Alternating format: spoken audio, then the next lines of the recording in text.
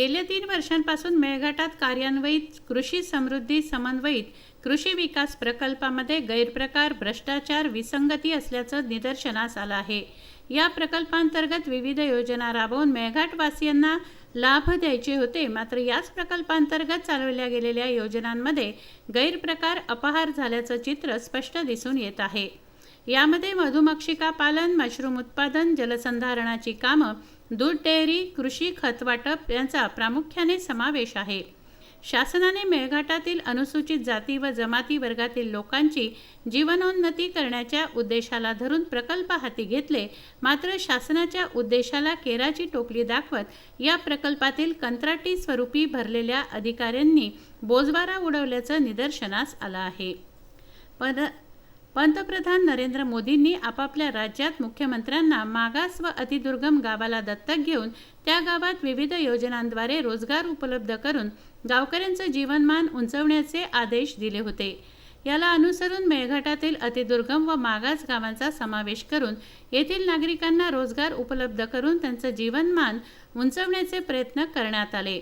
यामध्ये board, दिदमदा, झापल, टिंगऱ्या, भोंडीलावा, forest Malur, खारिया, टेंबले, कुसुमकोट, बुद्रुक, बारू या ग्रामपंचायतींचा प्रामुख्याने समावेश असून गंभीर बाब अशी की मेळघाटातील धारणी तालुक्यातील मुख्यमंत्री दत्तक गावात केम प्रकल्पात प्रधानमंत्र्यांच्या निर्देशाचं पालन न करता त्या दत्तक गावातील लोकांची आर्थिक व शारीरिक पिळवणूक तसंच फसवणूक केल्याचं दिसून येत आहे।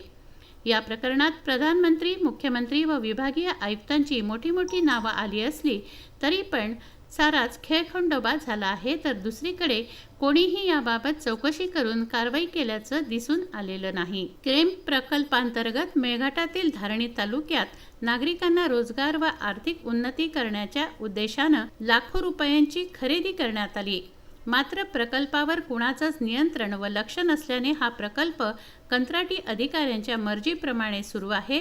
त्यामुळे नागरिकांना लाभ न पोहोचवता लाखोचं साहित्य बेवारस व सडलेल्या अवस्थेत दिसून येत आहे। यामध्ये लाखो रुपयांच्या मधुमक्षिका पालन पेट्या बोड गावानजीक एका शेतात बेवारस पडल्या आहेत। लाखोची दालमिल मशीन कालपी शिवारात पडली आहे, तर कृषी करता खत सुद्धा प्रत्येक ग्रामपंचायत कार्यालयात सडत आहे।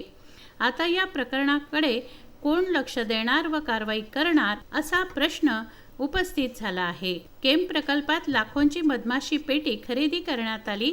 या पेट्या डॉक्टर कोल्हे यांच्या कोल्हापूर येथील शेतात भंगार अवस्थेत पडल्या होत्या। त्या संबंधित बातमी प्रकाशित झाल्यानंतर आनंद फानंदमध्ये सर्व पेट्या बोड फाट्याजवळ एका शेतात हलवण्यात आल्या। या पेट्या आदिवासींच्या नावावर खरेदी करण्यात आल्या, मात्र प्रकल्पात मोठा घोळ असून याबाबत चौकशी करून कारवाई करण्यात यावी अशी मागणी होत आहे। तस्मीन शेख, जुगल किशोर जयस्वाल, विदर्भ न्यूज, धारणी।